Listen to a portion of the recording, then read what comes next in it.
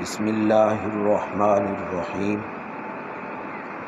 عن عائشہ رضی اللہ تعالی عنہا ان النبی صلی اللہ علیہ وسلم کان یعتکف العشر الاواخر من رمضان حتی توفاہ اللہ ثم اعتکف ازواجہ من بعدہ متفق علیہ۔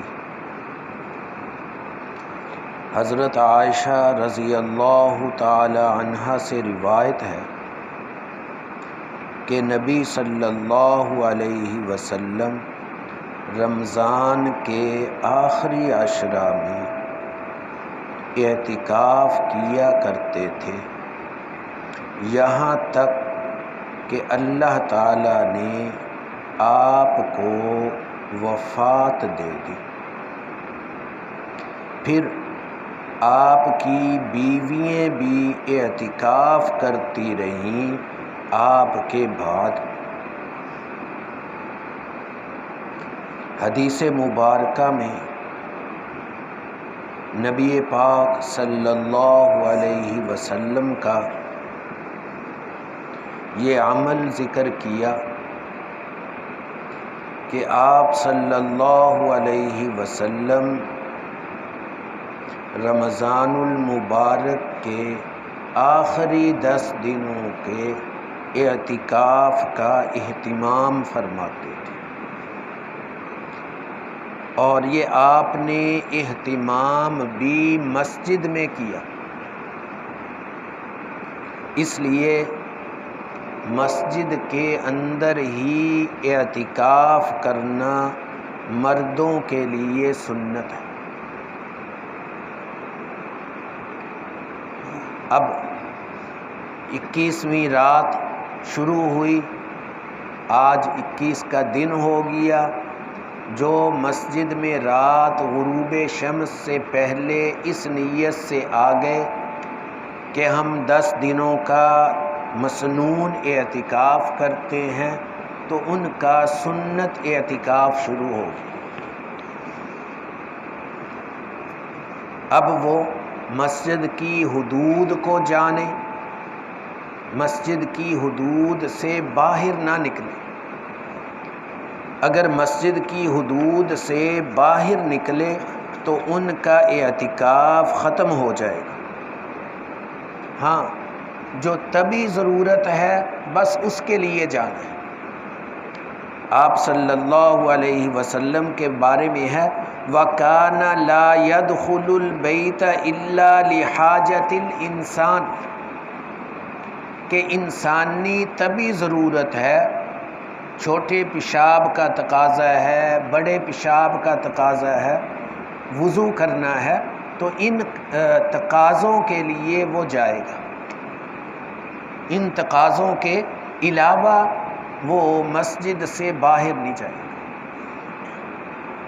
اور اس اعتکاف کی برکت کیا ہے کہ ان کا سونا بھی، ان کا جاگنا بھی عبادت ہے۔ رات بھی ان کا عبادت میں گزر رہا ہے، دن بھی ان کا عبادت میں گزر رہا ہے۔ اور اگر مناسب نیند پوری کر کے باقی وقت عبادت میں گزاریں، یہ اور اعلیٰ درجہ ہے۔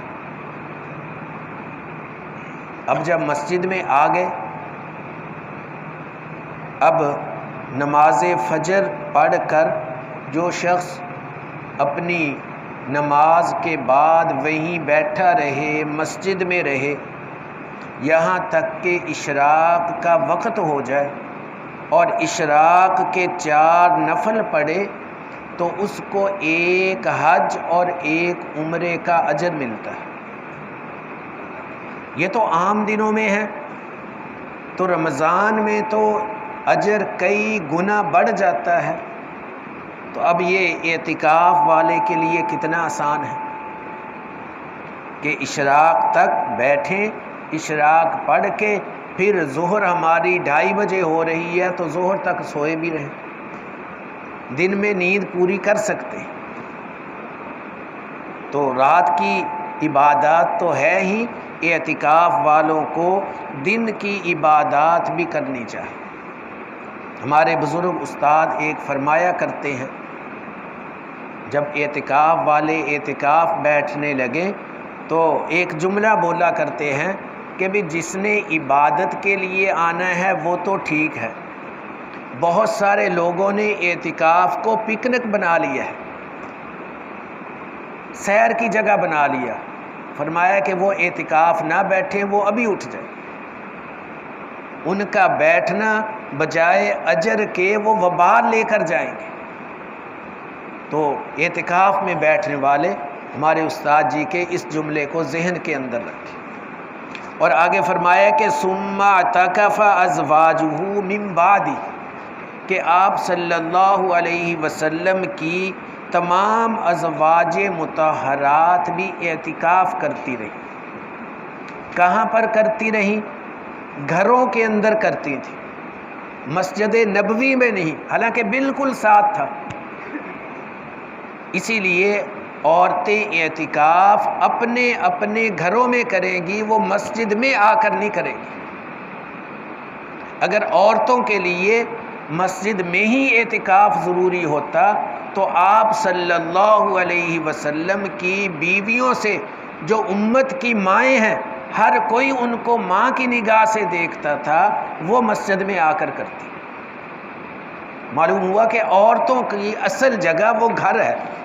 یہ نہیں کہ کوئی عورت مسجد میں آ کر کرے گی، ہم کہیں گے اس کا اعتکاف نہیں ہوا، یہ بات نہیں، اعتکاف تو ہو جائے گا، لیکن عورتوں کے لیے افضل یہ ہے کہ وہ اعتکاف اپنے گھروں کے اندر کریں، مسجدوں کے اندر اعتکاف نہ کریں۔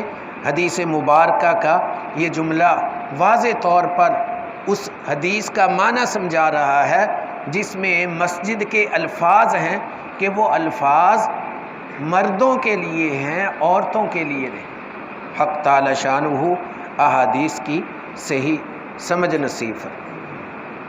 الحمدللہ رب العالمین۔